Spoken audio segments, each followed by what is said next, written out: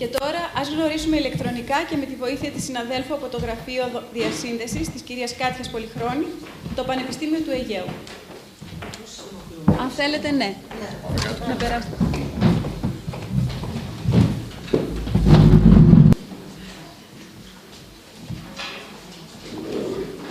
Κύριε Δήμαρχε, μας τιμάτε ιδιαίτερα με την παρουσία σας εδώ. Κύριε Δήμαρχε, επίσης.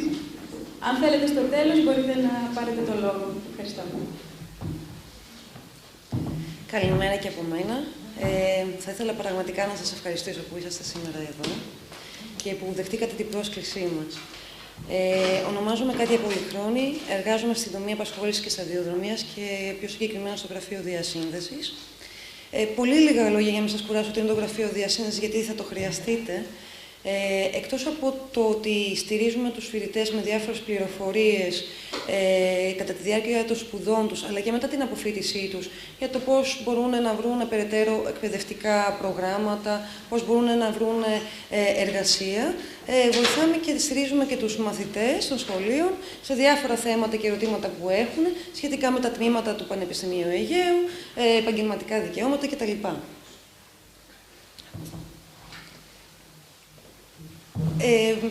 Λαμβάνοντας τη σκητάλη από την κυρία Τροσιάδου που μίλησε προηγουμένως για ρίζες, θα σας μιλήσω για τον Κωνσταντίνο Καραθεοδωρή. Ίσως είδατε την προτομή του έξω στο χώρο του Πανεπιστημίου. Και μιλάω για ρίζες γιατί ιστορικά η ιδέα του Πανεπιστημίου Αιγαίου βρίσκεται στον Κωνσταντίνο Καραθεοδωρή. Ο Κωνσταντίνος Καραθεοδωρής ήταν ένας κορυφαίος Έλληνας μαθηματικός, μεγάλος, σπούδασε στο εξωτερικό. Σπούδασε καταρχήν μηχανικός, πέρασε μάλιστα και από τη Λέσβο για έργα οδοποιίας. Η αγάπη του για τα μαθηματικά δεν σταμάτησε, επέστρεψε, συνέχισε σπουδές στα μαθηματικά και ως μαθηματικός και διδάκτορας πλέον σε διάφορα πανεπιστήμια του εξωτερικού, του ανατέθηκε από τον Ελευθέριο Βενιζέλου να ιδρύσει ένα πανεπιστήμιο στο ανατολικό χώρο, γιατί πίστευαν ότι το Πανεπιστήμιο Αθηνών με την κλασική παιδεία που προσέφερε δεν ήταν αρκετές και άρχισε μάλιστα να ιδρύεται τελικά στη Σμύρνη. Οι προτάσεις ήταν για Χίο, για Θεσσαλονίκη κτλ. Άρχισε να ιδρύεται ένα πανεπιστήμιο στη Σμύρνη για διάφορους οικονομικοπολιτικούς λόγους. Δεν ολοκληρώθηκε η προσπάθεια, ακόμα το κτίριο είχε βρεθεί, δώσαν τα κλειδιά πίσω, αλλά τελικά το 1984 το Πανεπιστήμιο Αιγαίου ιδρύθηκε, έχοντας το χαρακτηριστικό ότι τα τμήματα έχουν νέα γνωστικά αντικείμενα, συνήθως διεπιστημονικά, με βάση τις ανάγκες της σύγχρονης Ελλάδας. Όπως και τότε το όραμα ήταν να υπάρξει ένα πανεπιστήμιο όπου θα ασχολείται και με άλλα θέματα πέραν της κλασικής παιδείας και όπου θα είναι προσαρμοσμένο στις ανάγκες του τότε χώρου και ιστορικά και γεωγραφικά.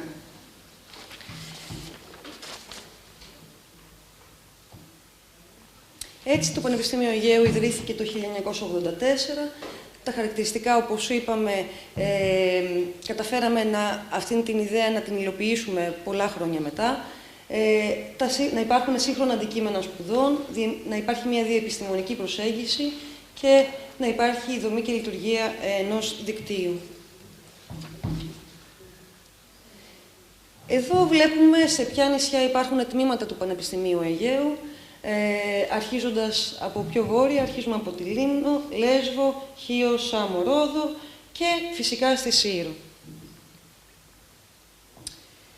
Το Πανεπιστήμιο Αιγαίου χαρακτηρίζεται από υψηλή ποιότητα σπουδών, στοχεύουμε συνεχώς στην αριστεία, έχουμε ένα διεθνή προσανατολισμό, μεγάλη έμφαση δίνεται στην έρευνα και φυσικά το επίκεντρο είναι οι φοιτητές.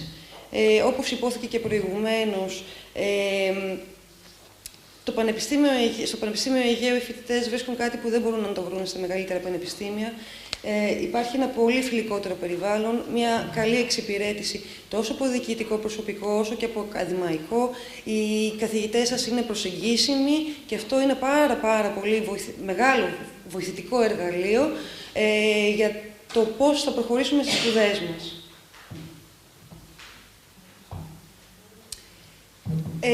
Οι σχολές είναι 5 στο Πανεπιστήμιο Αιγαίου. Σας είπανε προηγουμένως και κύριοι πρόεδροι, σας μίλησαν για τα τμήματα.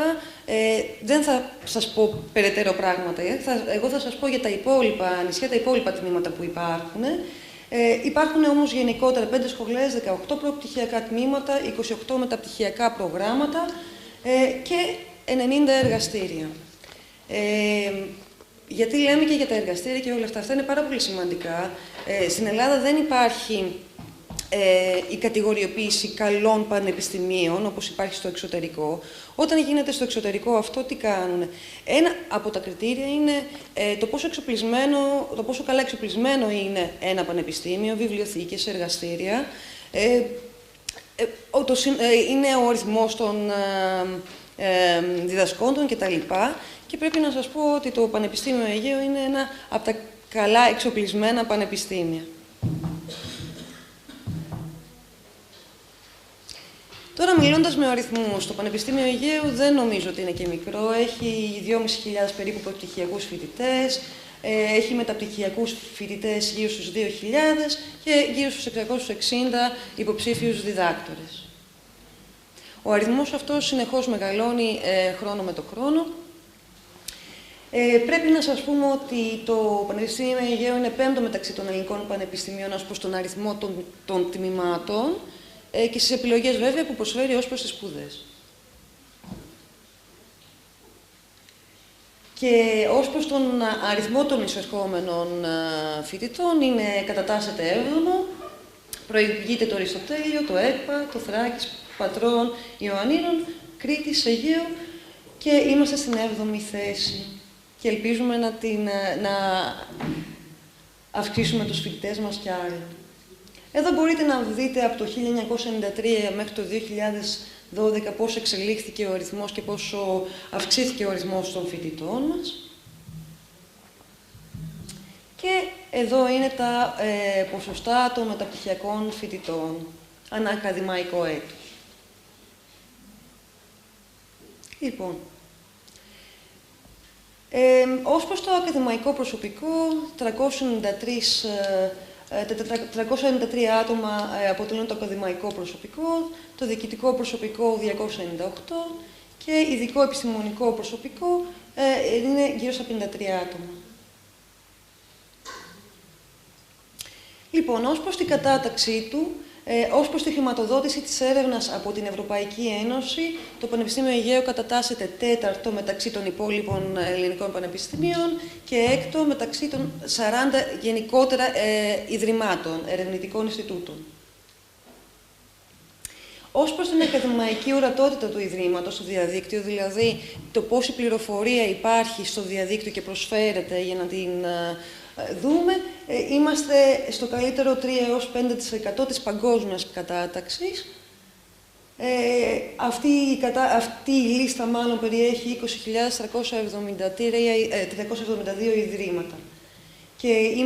Και το Πανεπιστήμιο Αιγαίου είναι 7ο μεταξύ των 23 ελληνικών πανεπιστημίων και γενικότερα ως προς τα ελληνικά ιδρύματα, στα 64 ελληνικά ιδρύματα. Λοιπόν, και οι εγκεκριμένες δράσεις της επιστημονικής και ακαδημαϊκής αριστείας δεν λείπουν και αυτές μας κατατάσσουν στο 7ο μεταξύ 30 ελληνικών πανεπιστημίων.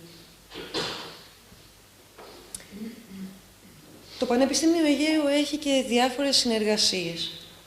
Συνεργάζεται με άλλα πανεπιστήμια, με άλλους εκπαιδευτικούς φορείς, έχει αρκετά προγράμματα διαβίου εκπαίδευσης.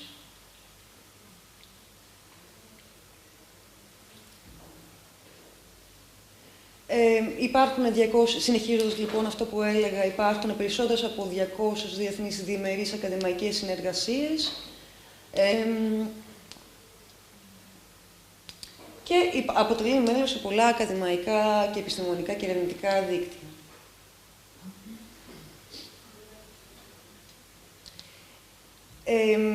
Τα μεταπτυχιακά μας προγράμματα είναι κοινά προγράμματα. Υπάρχουν και κοινά προγράμματα μεταπτυχιακών και διδακτορικών σπουδών με πανεπιστήμια του εξωτερικού και κάθε χρόνο γίνονται και διάφορα διεθνή θερινά σχολεία. Αν θυμάμαι καλά τον αριθμό, ναι, 23 φέτος θα είναι. Η συνεργασία μας δεν περιορίζεται μόνο με τα υπόλοιπα ελληνικά ιδρύματα και πανεπιστήμια, αλλά συνεργαζόμαστε με δήμους, περιφέρειες, συνάπτουμε πρωτόκολλα συνεργασίας με επιμελητήρια και συνεργαζόμαστε φυσικά με πρότυπα πειραματικά σχολεία.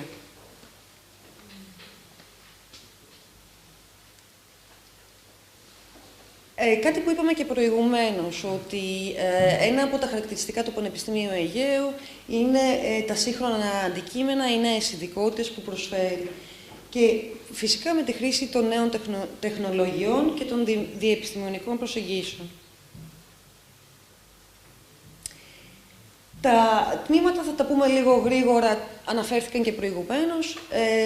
Μάλιστα, αυτά τα τμήματα είναι στη Λέσβο. Είναι η κοινωνική ανθρωπολογία και ιστορία, η κοινωνιολογία, η πολιτισμική τεχνολογία και επικοινωνία, η γεωγραφία, το περιβάλλον και η επιστήμη της θάλασσας. Το περνάω λίγο γρήγορα, γιατί ήδη τα έχετε ακούσει προηγουμένως για αυτά τα τμήματα. Πάμε τώρα να δούμε στοιχείο. Στοιχείο, υπάρχει η διοίκηση επιχειρήσεων. Η διοίκηση επιχειρήσεων ασχολείται με το...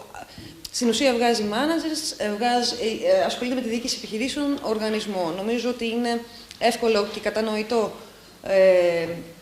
το αντικείμενο. Οι ναυτιλιακές και επιχειρηματικές υπηρεσίες έχουν μέσα στοιχεία διοίκησης επιχειρήσεων, αλλά ο προσανατολισμός τους και εξειδικεύονται περισσότερο ως προς τον χώρο της ναυτιλίας, των μεταφορών στο διεθνή χώρο. Και η μηχανική οικονομίας και διοίκησης. Διαχειρίζονται έργα, επικοινωνικά πληροφορικά και κατ' ουσίαν είναι και αυτό ένα τμήμα που βγάζει οικονομολόγους.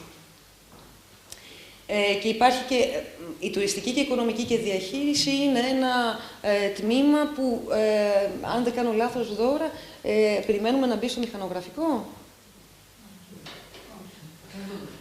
Ωραία. Λοιπόν, τώρα στη ΣΑΜΟ. Στη ΣΑΜΟ είναι οι θετικές επιστήμες, είναι τα μαθηματικά. Υπάρχει το τμήμα των μηχανικών, επικοινωνιακών και πληροφοριακών συστημάτων, κατ' ουσία είναι πληροφορική και ασχολούνται με ανάλυση, σχεδιασμό, ανάπτυξη και διοίκηση σύνθετων πληροφοριακών και επικοινωνιακών συστημάτων. Το άλλο τμήμα της ΣΑΜΟ είναι η στατιστική και η χρηματοοικονομική αναλογιστική επιστήμη, η χρηματοοικονομικά αναλογιστικά μαθηματικά. Στην ουσία, εκπαιδεύονται σε σύνθετες μαθηματικές μεθόδους και μεθόδους οικονομικών επιστημών και μετά τα εφαρμόζουν στη λήψη αποφάσεων σε πολλά επίπεδα του σύγχρονου κοινωνικο-οικονομικού συστήματος. Τώρα πάμε λίγο στα πιο κλασικά αντικείμενα. Πάμε στη Ρόδο, όπου υπάρχει το τμήμα του της δημοτικής εκπαίδευσης, όπου κατ' ουσίαν οι απόφοιτοι είναι παιδαγωγοί, δάσκαλοι, η προσχολική αγωγή και ο εκπαιδευτικός σχεδιασμός, όπου κατ' ουσίαν είναι νηπιαγωγοί οι απόφοιτοι, και μετά οι μεσογειακές σπουδές. Ίσως εδώ θα πρέπει να μιλήσουμε λίγο παραπάνω για το τι είναι οι μεσογειακές σπουδές. Με τι ασχολούνται. Ασχολούνται με την καλλιέργεια και προηγωγή της γνώσης για τη γλώσσα, την αρχαία και νεότερη ιστορία, τον αρχαίο πολιτισμό, τις οικονομικές και πολιτικές δομές, προσέξτε όμως, του χώρου της Μεσογείου. Με έμφαση στη νότια και νοτιοανατολική Μεσόγειο. Και οι γλώσσες με τις οποίες ασχολούνται στο μεσογειακών σπουδών μπορεί να είναι αραβικά, μπορεί να είναι τουρκικά κτλ.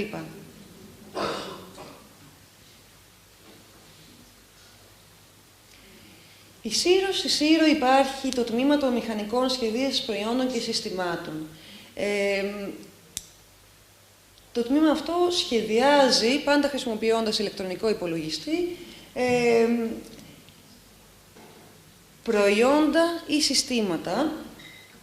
Μπορούν δηλαδή οι απόφοιτοι να εμπνευστούν και να σχεδιάσουν από ένα ποτήρι και ίσως με έναν διαφορετικό τρόπο από ό,τι έχουμε εμείς στο μυαλό μας το ποτήρι, μέχρι ένα μηχανοκίνητο ποδήλατο, από ένα παγκάκι μέχρι και αυτοκίνητο. Ως προς το σχεδιασμό, έτσι. Λοιπόν, και στη Λίμνο υπάρχει το τμήμα των επιστημών, τροφίμων και διατροφής. Δεν είναι διαιτολόγοι. Εδώ πρέπει να την κάνουμε τη διευκρίνηση, γιατί πολλές φορές τα παιδιά μας ρωτάνε, δεν είναι διαιτολογία. Με τι ασχολούνται όμως οι απόφοιτοι αυτού του τμήματος? Μελετάνε, κάνουν ολοκληρωμένες μάλλον μελέτες για τα τρόφιμα, με έμφαση στην ασφάλεια και την υψηλή διατροφική τους αξία, λαμβάνοντας υπόψη γεωπολιτικές και κοινωνικο-οικονομικές διαστάσεις της διατροφής. Να δώσουμε ένα παράδειγμα, ίσως, για να γίνει λίγο πιο κατανοητό. Ας πούμε, τώρα στη Λίμνο, όπου στεγάζεται και το τμήμα, έχοντας και μεγάλη επικοινωνία και με την τοπική κοινωνία εκεί, και αλληλοβοηθούνται τόσο το πανεπιστήμιο όσο και το τοπική κοινότητα και φτιάχνουν διάφορα προϊόντα. Για παράδειγμα, η κίνηση από το χωράφι στο ράφι, ίσως να την έχετε ακούσει, όπου προωθείται και προβάλλεται κατά πολύ το αλεύρι, για παράδειγμα, της Λίμνου. Οπότε οι απόφοιτοι αυτού του τμήματος τι κάνουν? Βρίσκουν και τοπικά προϊόντα και που μπορεί να έχουν εξαλειφθεί, να δουν πώς μπορούν να καλλιεργηθούν και πώς μπορούν να φτάσουν μέχρι και στην αγορά.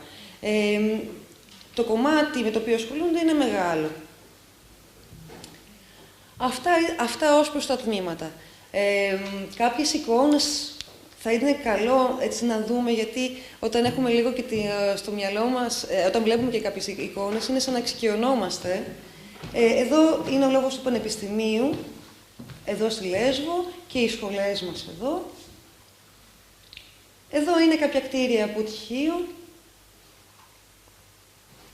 στη Σάμου, Ρόδο. Εδώ είναι στη Σύρο και νομίζω... και εδώ είναι στη Λίμνο. Τώρα, εδώ τι έχουμε? Στην ουσία έχουμε αριθμούς εισακτέων και είναι... Με το μπλε μπορείτε να δείτε τους εισακτέους από νομούς του Αιγαίου σε νομούς του Αιγαίου και ανά έτος, ανά τετραετία. Για παράδειγμα, το 2000 στο νομό Λέσβου, 39 άτομα μπήκαν στο πανεπιστήμιο που καταγόντουσαν από τον ίδιο τον νομό. Το 2004 31, το 8 54 και το 2012 106. Με τους πράσινους αριθμούς μπορείτε να δείτε τον αριθμό των φοιτητών που εισήχθησαν στο πανεπιστήμιο ανά τετραετία, που κατάγονται από τον ίδιο τον νομό. Δηλαδή, το 2000 από τον νομό Λέσβου, αλλά και αυτοί που κατάγονται από το ίδιο το νησί. Ενώ με το μπλε ήταν γενικότερα, δηλαδή από τη Ρόδο, ποιος μπορεί να μπει και, για παράδειγμα, στη Λέσβο.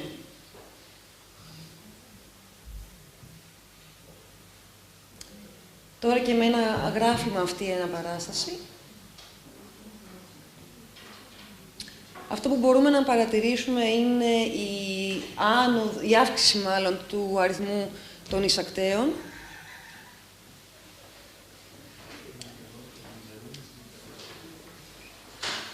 Λοιπόν, αυτά είναι κάποια μέσα από αξιολογήσεις, το τι είπανε άλλοι για εμάς, ότι το Πανεπιστήμιο Αιγαίου είναι ένα ιδιαίτερα δυναμικό πανεπιστήμιο που έχει αναλάβει δεσμεύσεις εναντί των κοινωνικών του εταίρων, έχει καταφέρει να προσελκύσει προσωπικό υψηλών προσόντων και σημαντικό αριθμό εξαιρετικών ακαδημαϊκών με διεθνή εμπειρία, ότι η έρευνα αποτελεί σίγουρα ένα ισχυρό σημείο του Πανεπιστημίου Αιγαίου, υπάρχει ισχυρή αίσθηση κοινών αξιών και μια πολύ υγιής και θετική ατμόσφαιρα που εμπνέει εξαιρετικές σχέσεις φοιτητών προσωπικού. Ένα ίδρυμα ακαδημαϊκό που το προσωπικό και οι φοιτητές του νιώθουν περήφανοι που ανήκουν σε αυτό και το οποίο προσφέρει εξαιρετικές συνθήκες για μελλοντική ανάπτυξη. Αυτές εδώ είναι οι ειδικότητες από όλα τα τμήματα. Μηχανική σχεδίασης πολιτισμική πληροφορική, μηχανική οικονομίας και διοίκησης, επιστήμονες τροφίμων και διατροφής, περιβαλλοντολόγοι, μηχανική πληροφορική και επικοινωνιακών συστημάτων, γεωγράφοι, κοινωνιολόγοι, οκεανογράφοι, ηχθειολόγοι, διεθνολόγοι της Μεσογείου, κοινωνικοί ανθρωπολόγοι, ιστορικοί. Τώρα εδώ πρέπει να πούμε ναυτιλιακά μεταφορές, δεν υπάρχει κάποιος ορισμός για να χαρακτηρίσουμε τους αποφύτους.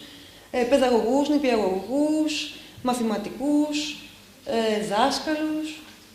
Τώρα, αν ξέχασα κάποιους, συγχωρέστε με.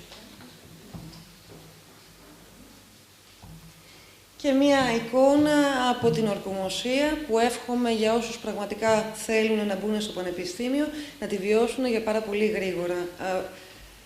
Αυτά από μένα. Δεν ξέρω, έχουμε χρόνο για ερωτήσεις, θα θέλατε να κάνουμε? Ωραία, εντάξει. Σας ευχαριστώ πολύ. Ευχαριστούμε, Κάτια. Τέλος και πολύ συνοπτικά, αξίζει να δούμε όλοι μας τις παροχές που απολαμβάνουν οι φοιτητές στο Πανεπιστήμιο Αιγαίου. Παρακαλώ τον προϊστάμενο του Τμήματος Φοιτητικής Μέριμνας, κύριο Τάσο Μόσχο.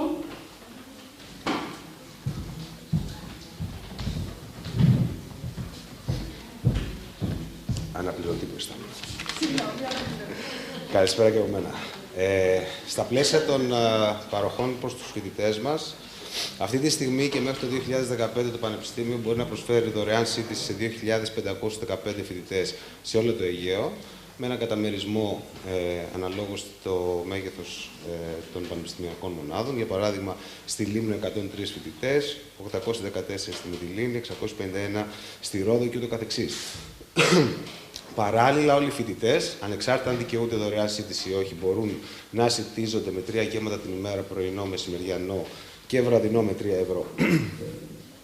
Πέρα από τη σύντηση, μια άλλη πολύ σημαντική παροχή είναι αυτή της στέγασης. Στη Σάμο και στη Χίο ήδη το Πανεπιστήμιο έχει ιδιόκτητες φοιτητικές κατοικίες, οι οποίες φιλοξενούν 175 στη Σάμο, στη Χίο και 175 στη Σάμο και 150 στη Χίο δωμάτια, τα οποία είναι εξοπλισμένα με τζάκι, γιακούζι, καλωδιακή τηλεόραση.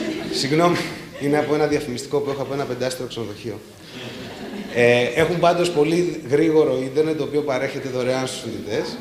Στη Μυτιλήνη και στη Ρόδο έχουμε νοικιάσει δωμάτια για τους φοιτητές και το σύνολο των φοιτητών που εξυπηρετούνται με δωρεάν στέγαση είναι 656.